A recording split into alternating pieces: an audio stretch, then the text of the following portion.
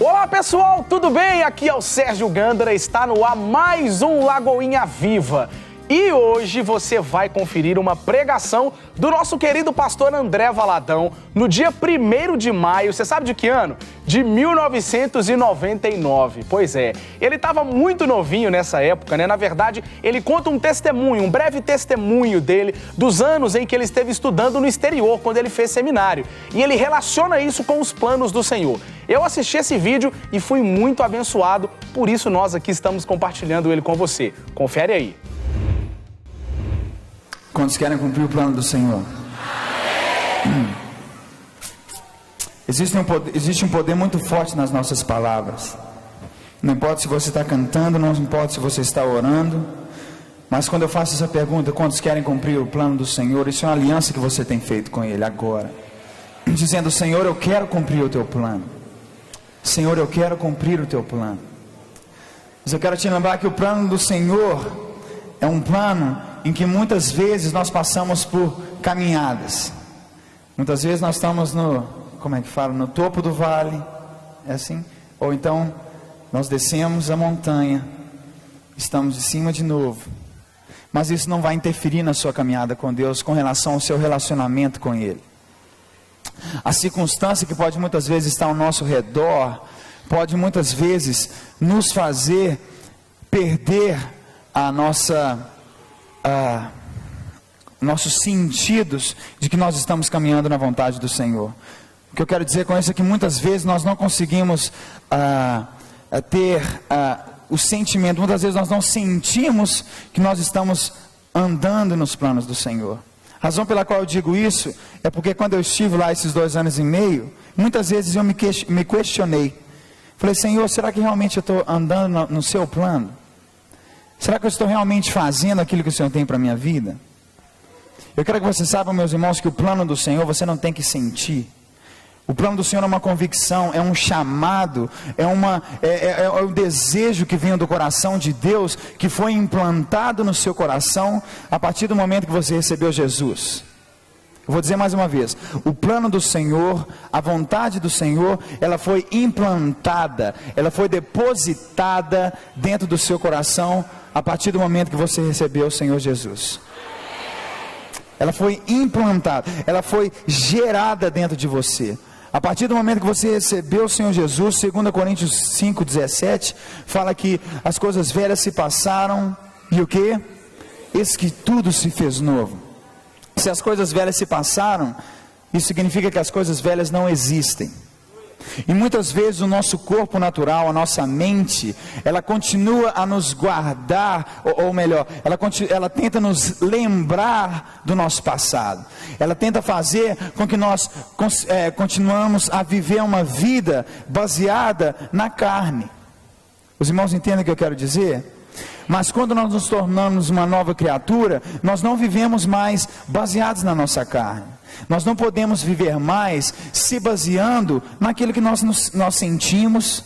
E glória a Deus, porque muitas vezes nós sentimos o poder do Senhor, nós sentimos a glória do Senhor, e é algo palpável.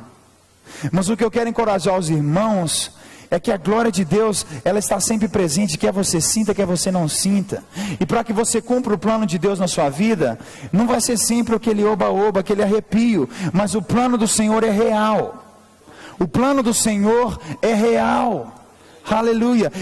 E o plano do Senhor, como eu disse antes, ele foi implantado no seu coração. E cada vez mais que você dá esse passo de fé para você caminhar no plano que o Senhor Deus colocou no seu coração, esse plano do Senhor vai ser cada vez mais enraizado. Está certa a palavra? Enraizado no seu corpo, ou seja, no seu espírito, em que vai fazer que seja qual for a tempestade que possa vir no seu caminho, você não vai ser abalado. Cada passo que você der no cumprimento do plano do Senhor, esse plano vai ser cada vez mais enraizado, e você vai ser cada vez mais fortificado. E essa fortaleza que vai estar sendo gerada dentro de você, vai te sustentar na sua próxima batalha. Aleluia. E esse é o plano do Senhor. Ele te sustenta. Como que eu posso dizer? Ele te gerou. Ele falou: aqui está o André, esse é o plano que eu tenho para a vida dele. Aqui está o Márcio Valadão, esse é o plano que eu tenho para a vida dele. Cada um de nós, Deus tem um plano específico. Diga para você mesmo: Deus tem um plano específico para a minha vida. Por isso que o papai estava falando que cada um de nós temos a nossa própria identidade. Nós todos somos corpo de Cristo. Nós vemos lá Paulo falando que cada parte do corpo tem uma função. Amém? Quando os irmãos se lembram disso lá em 1 Coríntios. Nós somos o corpo de Cristo. O corpo ele funciona de várias maneiras. O pé, a cabeça. É ou não é verdade? E não importa qual seja a sua função. Se você está no centro do plano da vontade de Deus para a sua vida, você tem todo o poder e toda como é que eu posso dizer? Você tem todo o poder, você tem tudo aquilo que você precisa para você dar o próximo passo. Amém? Aleluia. Então, há 2 anos e meio atrás, Deus falou comigo. Eu estava ajudando numa concessionária de carros. Estava trabalhando com o irmão César, e um dia voltando da concessionária, eu tinha conversado até com meu primo Júnior. Cadê o Júnior? Está ali. O ano de 97 não foi um ano muito fácil, mas aleluia, o Senhor é misericordioso. Amém? Então, depois do trabalho, eu estava indo para casa. Eu tinha conversado com meu primo já com relação a dar esse passo de ir para um lugar onde você não fala a língua. Lembra muito de Abraão, um lugar onde você não conhece, mas Deus ele encaminha os seus passos. E eu indo para casa, o Senhor falou comigo que eu tinha que ir, que eu tinha que ir embora, que eu tinha que ir para os Estados Unidos, fazer esse seminário Cristo para as Nações. Era o primeiro passo que Deus me deu. E eu quero deixar isso também para os irmãos, que muitas vezes nós pedimos a Deus que Ele dê o plano por inteiro. Mas Deus ele dá o plano passo a passo, de acordo com o nosso crescimento, de acordo com a nossa consciência. Quanto mais nós nos conscientizamos do plano do Senhor, Ele nos dá um novo passo. Cada vez mais que nós nos relacionamos com o Senhor, Ele nos mostra um outro passo, porque Ele sabe que ali, naquele momento, você vai estar pronto para dar outro passo. Vocês vão me ouvir falar muito isso: passo, caminho, o plano. Vocês vão me ouvir falar muito disso. Então Deus falou que eu tinha que ir. Então eu conversei com a Ana, fizemos os papéis, preenchemos tudo. E quando eu vi, eu já estava lá. E quando eu cheguei, você vai para um lugar onde você não conhece ninguém, você não fala a língua. Eu fui para lá, não falava nada. Achava que eu falava inglês, não falava nada. Só how are you? I'm fine. Coke, French fries, McDonald's. Mas aleluia. E em pouco tempo foi um milagre do Senhor, porque eu não podia ler, não podia escrever em inglês. E em poucos meses eu já estava falando inglês fluente, já estava escrevendo em inglês, já estava lendo em inglês. Por quê? Porque eu dei o passo de fé. O justo viverá pela fé. E muitos de vocês nesse lugar, Deus tem incomodado, Deus tem falado ao seu coração um passo de fé que você tem que dar. E eu não estou aqui para te dar carinho na cabeça só, não. Eu quero te encorajar, eu quero te desafiar a dar o passo de fé. Porque se você olhar por essa janela, você tem uma cidade lá fora te esperando. Tem 4 milhões de pessoas, 3 milhões de pessoas que estão esperando por você, procurando a resposta. Aleluia. Então Deus tem um plano. Então eu fui para os Estados Unidos. E chega lá, a Escola de Cristo para as Nações é uma escola mais numa questão de muito boa com relação à música, ao louvor e adoração. E eu não falava inglês. E a música ajuda muito a você a aprender o inglês. Então foi uma benção. Então eu fui ali tendo algumas aulas e conhecendo pessoas e aprendendo músicas. E fui fluindo ali com o inglês. Até que chegou um momento em que Deus falou comigo que já não era mais tempo para mim para eu ir para ficar no Cristo para as Nações, que é para ir para um outro seminário. E eu orei para o Senhor, eu falei: mas Deus, faltavam 3 meses, eu ia ficar lá só 1 ano. Esse era o meu plano. Eu ia ficar lá 1 ano e eu ia voltar para casa. Depois mudou, ia ficar 2 anos lá e ia voltar para casa. Mas Deus tem um plano melhor. Deus tem um plano maior. E Deus falou para mim que eu tinha que ir para uma outra escola, que era em Tulsa. Não sei se vocês já ouviram falar desse ministro Kenneth Hagin. Quando já ouviram falar nesse... É tremendo. Ele foi meu professor. Tive 2 anos de aula com ele. Sobre fé, sobre as manifestações do Senhor, da cura do Senhor. Então Deus me direcionou para ir para essa escola. Eu lembro que eu conheço o papai, né? Graças a Deus, eu liguei para ele e falei, se o papai falar assim, beleza, eu vou embora para a escola, vamos cumprir. Era o que eu falei com o Senhor. Eu falei, Deus, a última resposta vai ser do meu pai. Filhos, obedeçam seus pais. Filhos, obedeçam seus pais. Obedeçam. Mesmo que você não entenda muitas vezes, obedeça. Isso é um mandamento de Deus. E muitos de vocês aqui, filhos, estão passando por problemas na sua vida por desobediência. Desobediência mata. Mata. Falsidade. Mata. E eu falei, Deus, vou ligar para o papai. Aleluia. Não olha para a situação que eu caio da goiabeira. Dá um sorriso para mim. Todo mundo. Mas aí eu liguei para o papai e falei, pai, eu tenho essa escola e acho que eu devia ir para essa escola. E se o papai dissesse sim, amém, estava indo. Se ele dissesse não, ficaria. E na hora que eu liguei para o papai falou, vai amanhã. Ele ouve, pastor Márcio Valadão, ele conhece a voz do Espírito Santo, amém? Aleluia. E eu liguei para ele falou desse jeito, eu e a mamãe até assustamos, né? Falou assim, olha, você larga tudo e vai para lá amanhã. Amanhã. Então, obedeci o meu pai, né? Larguei tudo e fomos para lá amanhã. E o plano do Senhor é um plano... Tá certo? Amém. Os irmãos me ajudam, viu, meus irmãos? Tem que acostumar ainda muito. Então fomos para lá. Aí chegamos lá, as inscrições para os alunos internacionais já tinham fechado. Ou seja, não tinha como que eu posso dizer, não havia uma porta aberta no mundo natural, não havia uma porta aberta. Os meus olhos não viam uma porta aberta.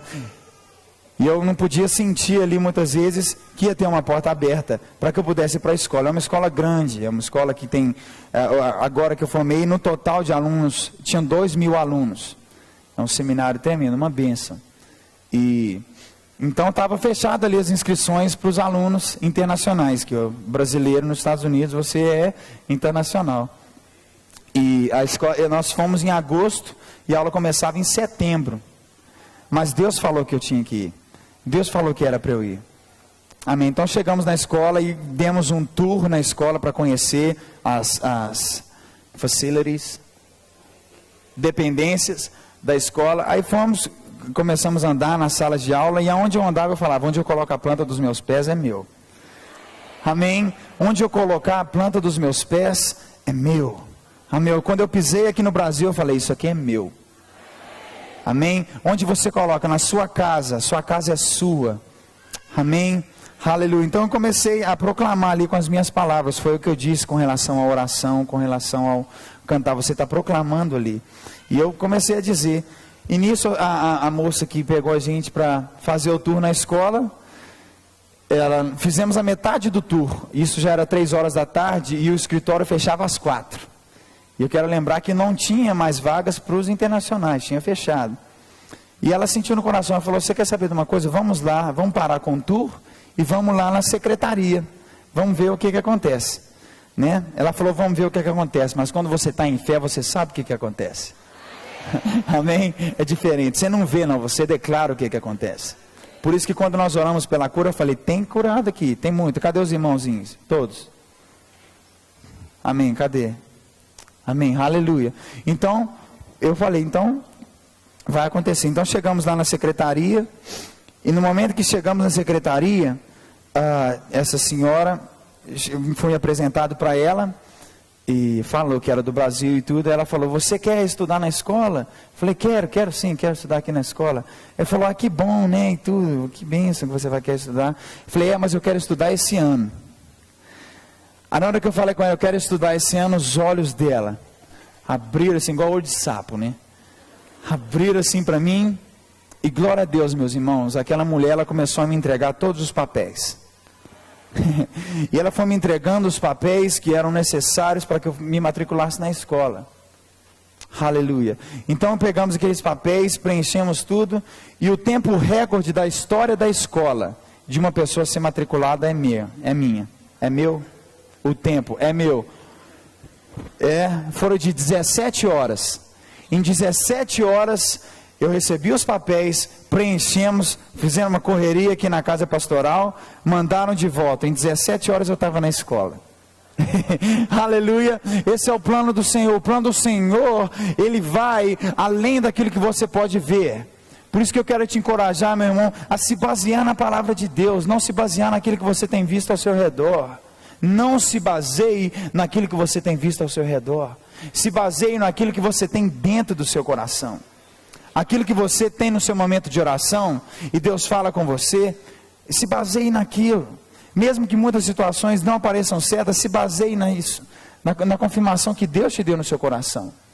Aleluia. Amém. Então eu fui para a escola, e na escola Deus foi trabalhando na minha vida. Porque muitas vezes, a verdade é essa, Deus ele procura as pessoas com coração faminto.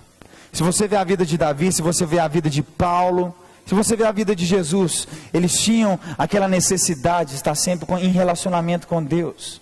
Relacionamento, fome do Senhor, de conhecer mais do Senhor, de buscar mais do Senhor. E foi isso que começou a acontecer no meu coração. Eu nasci na igreja, eu não lembro a primeira vez que eu vim na igreja. Eu devo ter uma semana de nascido, não sei, um mês de nascido eu já estava aqui na igreja. E cresci aqui, mas não tinha fome. E muitas vezes, se você não anda com a companhia certa, com amigos certos, vou começar a pregar agora, viu? Se você não andar com amigos certos, eles vão tirar a fome que você tem de Deus. Mas se você andar com amigos certos, você vai ficar faminto do Senhor. E a igreja de Lagoinha é uma igreja que quer te dar fome, é uma igreja que quer te encorajar, é uma igreja que quer que você se veja comendo do banquete de Deus. Toda vez, o que eu estou dando para vocês agora é um banquete. Amém? Toda vez que nós viemos na igreja, nós recebemos um banquete. Agora, se você não está com fome, você não vai comer do banquete. O banquete está aqui na frente. Basta você ter fome para você receber aquilo que Deus tem para a sua vida. Aleluia, aleluia. Então eu fui e comecei a ter essa fome de Deus. E Deus começou a preencher aquela fome que eu tinha do Senhor. Ele começou a me dar músicas, começou a me dar palavras. Eu estava até conversando com o papai, eu pensei em dar muito sermão para os irmãos. Falei, muito sermão que eu digo assim, eu quero dar um sermão, alguma coisa assim. Mas Deus falou comigo, não, só abre o seu coração. Amém, irmãos? Só para eu compartilhar meu coração. Então é isso que eu vou fazer mesmo, né?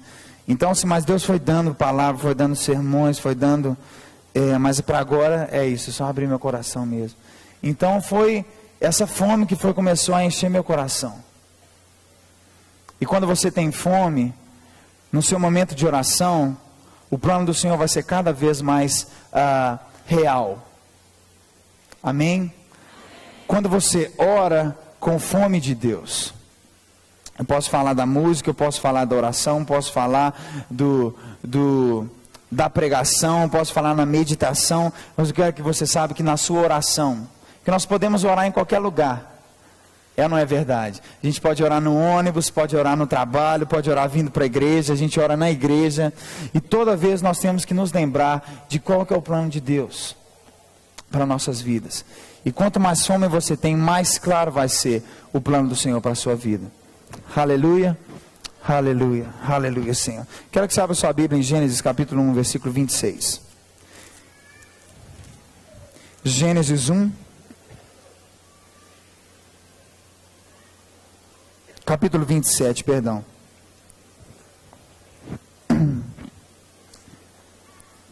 capítulo 1, versículo 27. Gênesis 1, 27. Deus tem um plano, desde a fundação do mundo, para o homem. Deus tem um plano para a sua vida, para a minha vida. E o que eu quero ver é a igreja do Senhor cumprir o plano. O desejo dos pastores é ver a igreja se multiplicar. É ver a igreja, é o que tem acontecido com a Lagoinha há 2 anos e meio atrás. Essa igreja era outra. Mas aleluia, a igreja tem tido a revelação daquilo que é o plano de Deus. O plano de Deus é o avivamento. O plano de Deus é a salvação de almas. O plano de Deus é a alegria de ser crente. Aleluia. E o que Deus tem feito na igreja, Ele tem revelado para a igreja qual é o plano dele. Amém? Os irmãos estão entendendo o que eu quero dizer? Aleluia. Deus, Ele tem revelado para cada um de nós qual é o plano dele. Por isso que nós nos regozijamos, porque passo a passo nossos olhos têm sido abertos para que nós pudéssemos ver qual é o plano do Senhor. E se você não está com seus olhos fechados, você não vai conseguir ver qual é o plano do Senhor. Amém? Aleluia. Gênesis 1, 27. Criou Deus, pois, o homem à sua imagem, a imagem de Deus o criou. Homem e mulher os criou. Vamos ler juntos mais uma vez? Criou Deus, pois, o homem à sua imagem, a imagem de Deus o criou. Homem e mulher os criou. Então o plano de Deus, ele começou nessa fundação. Ele queria criar alguém que tivesse a imagem e semelhança dele. No início Deus criou Adão e Eva, na qual eles podiam ter um relacionamento com Deus, eles podiam andar ali naquele jardim, todo momento eles tinham um relacionamento com Deus, porque Deus criou Adão e Eva com a natureza dele. Eles tinham a mesma natureza, eles eram feitos, eu posso dizer, do mesmo material que Deus era feito. Você pode dizer amém? Aleluia. O que Deus fez, eu posso dizer, Deus, ele tirou de si mesmo, ele começou a criar, foi criando Adão, e ele criou Adão com suas palavras, e ele tirou de si mesmo, que já era de Adão, e criou Eva. Ou seja, no início, eles foram criados à imagem e semelhança do Senhor, por isso que eles tinham comunhão com o Senhor. Mas teve um momento em que eles pecaram. Teve um momento em que eles escolheram abandonar aquele relacionamento que eles tinham com Deus. E no momento em que Adão e Eva escolheram largar aquele compromisso que eles tinham com Deus, eles foram mortos espiritualmente. A primeira marca de um novo nascimento na Bíblia, foi no momento em que Adão e Eva pecaram. Eles foram criados, eles nasceram na imagem e semelhança de Deus, mas a partir do momento que eles pecaram, eles nasceram de novo, mas não foi na natureza de Deus, foi na natureza pecaminosa. Vou dizer mais uma vez, Adão e Eva, quando eles pecaram, eles nasceram, eles perderam aquela realidade, e uma outra realidade se tornou parte deles, que foi a realidade pecaminosa. E quando essa realidade se tornou realidade na vida de Adão e Eva, veio a enfermidade. Veio a tristeza, veio o pecado, veio a dor, veio a tristeza, como eu disse. E eles começaram a perder aquilo que eles tinham com Deus, que era um relacionamento. Porque eles eram um com Deus. Aleluia. Aleluia. Eles começaram a buscar do Senhor, mas eles não conseguiam encontrar.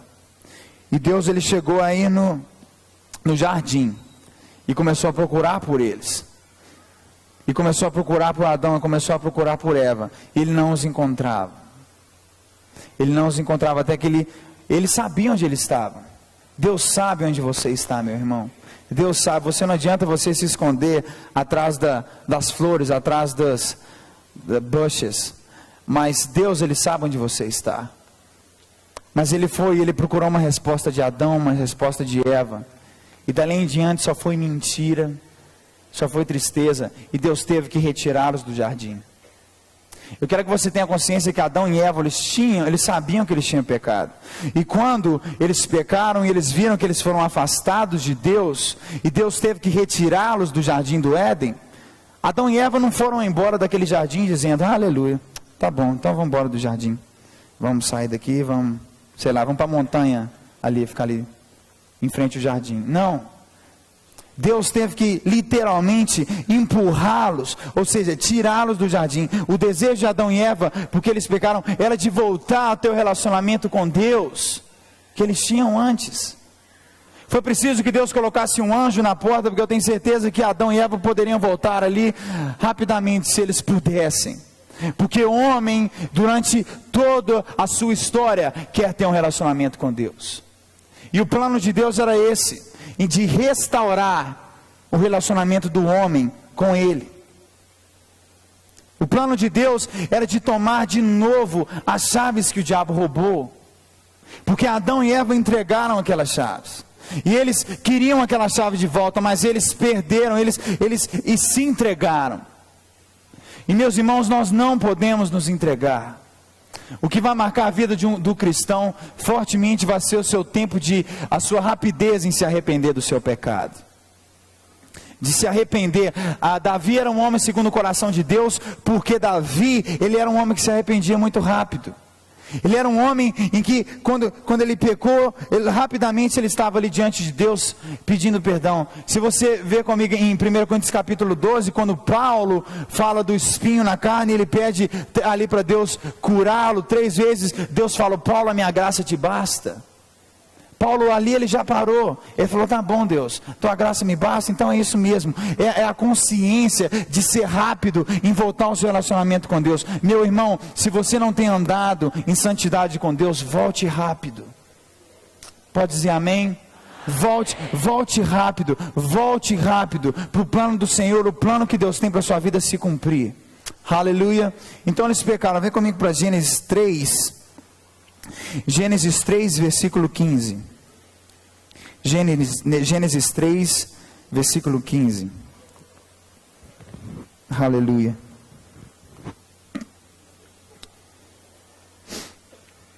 E naquele momento em que eles pecaram, Deus os tirou ali do jardim. E aqui nós vemos a primeira profecia de Deus aqui na Bíblia, na qual ele diz, dizendo para Satanás: eu porei inimizade entre ti e a mulher, entre a tua descendência e o seu descendente. Este te ferirá a cabeça e tu lhe ferirás o calcanhar. Eu quero que você tenha essa consciência que Deus, ele estava dizendo para Satanás: Satanás, eu vou enviar alguém, aleluia. Você tomou as chaves do meu reino, mas eu estou enviando alguém com um plano. Eu tenho um plano planejado, feito, na qual eu irei enviar alguém que vai tomar as chaves de volta que você roubou. Aleluia. Deus, ele sabia desde a fundação do mundo que Jesus teria que vir e tomar posse daquela chave que foi roubada. Aleluia. Antes de Jesus nós éramos perdidos, nós éramos derrotados, nós éramos enfermos, nós éramos pobres, mas com o Senhor nós somos mais que vencedores. E Deus, desde a fundação do mundo, ele planejou, Deus, ele gerou em si mesmo o plano na qual traria redenção. Quero relembrar os irmãos, eu estou falando sobre o plano de Deus.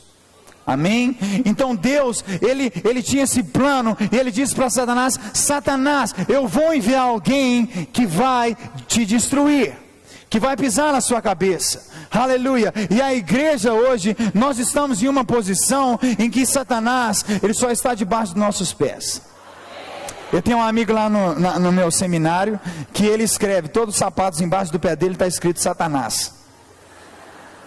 Ele escreveu debaixo da sola. E é isso mesmo. Nós é que temos que fazer essa escolha de andar na cabeça de Satanás ou de nos rebaixar. Você está numa posição diante de Deus hoje que, se você quiser, você pode pisar na cabeça de Satanás ou você pode se rebaixar.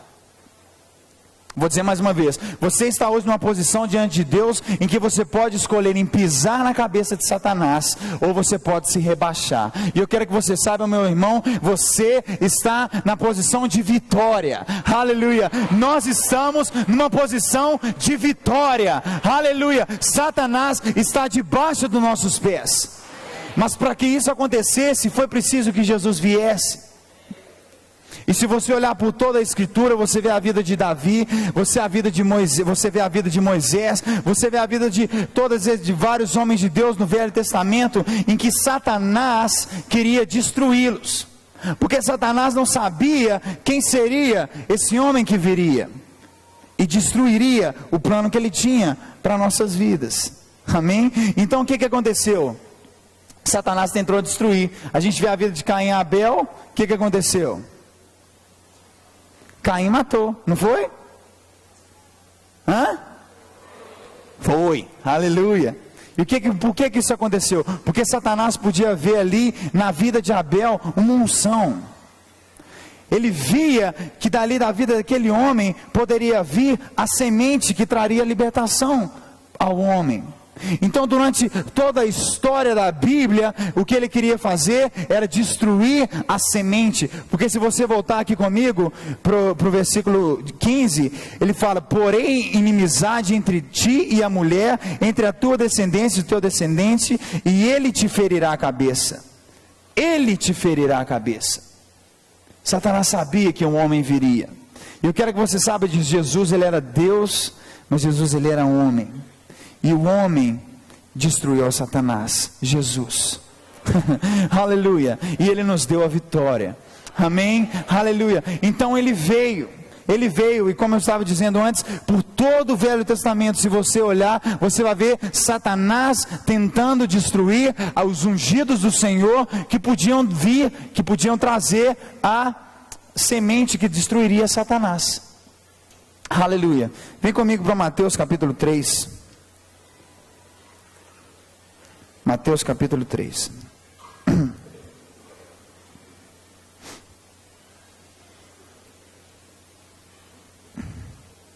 E aleluia, o dia chegou em que Jesus nasceu. Amém. E quando Jesus nasceu, o inferno percebeu, Satanás viu a unção que havia sobre a vida daquele homem, porque ele nasceu da mulher, mas a natureza dele era de Deus. A partir do momento que Jesus nasceu, Jesus ele foi gerado. Ele foi conhecido como, o que ele era? Ele era o segundo Adão. Jesus, quando ele foi gerado, Deus o criou, e ele nasceu ali de Maria, e Satanás viu que ele não tinha a natureza pecaminosa. Jesus não tinha a natureza pecaminosa, e Jesus tinha um relacionamento com Deus que Adão tinha. Jesus tinha um relacionamento com Deus em que ele podia se comunicar, ele podia ter comunhão, em que ele podia saber qual era o plano de Deus para a vida dele. Jesus sabia qual era o plano de Deus para a vida dele. Jesus sabia qual era o plano de Deus para a vida dele. Jesus sabia qual era o plano de Deus para a vida dele. Aleluia. E Jesus ali, ele começou a andar ali dentro dessa consciência de que ele sabia qual era o plano que Deus tinha para a vida dele. A Bíblia fala claramente em Lucas capítulo, venha comigo para Lucas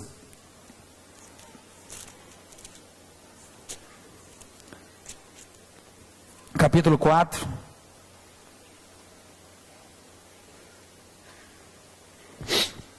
Aleluia. Aleluia, aleluia. Aleluia, Senhor. Aleluia. Cheio do Espírito. Cheio do Espírito. Diga comigo, cheio do Espírito. Jesus era um homem cheio do Espírito. Diga mais uma vez, Jesus era um homem cheio do Espírito. Aleluia. Glória a Deus. Vamos voltar para Mateus 3. Aleluia. Mateus 3, versículo 16.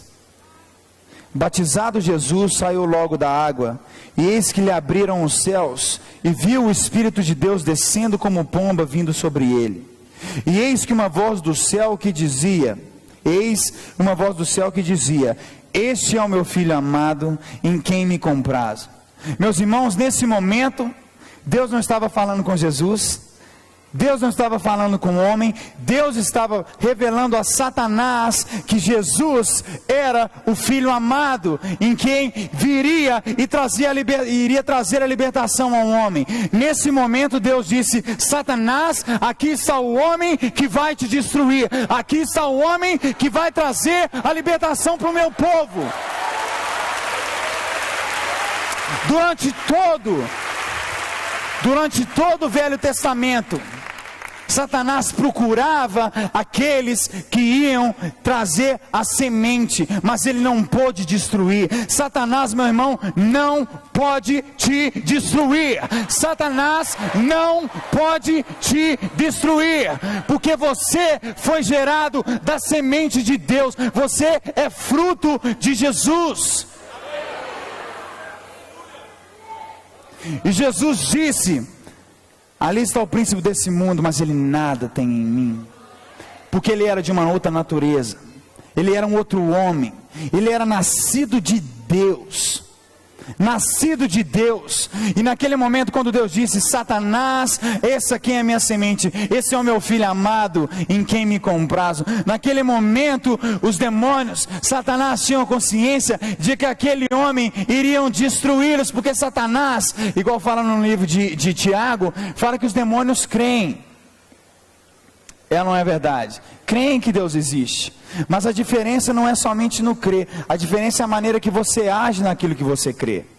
Os demônios sabem que Deus existe, mas a maneira que você vai agir em relação àquilo que você crê é que vai trazer a manifestação. Eles sabem que Deus existe, mas eles trabalham da maneira contrária do plano de Deus.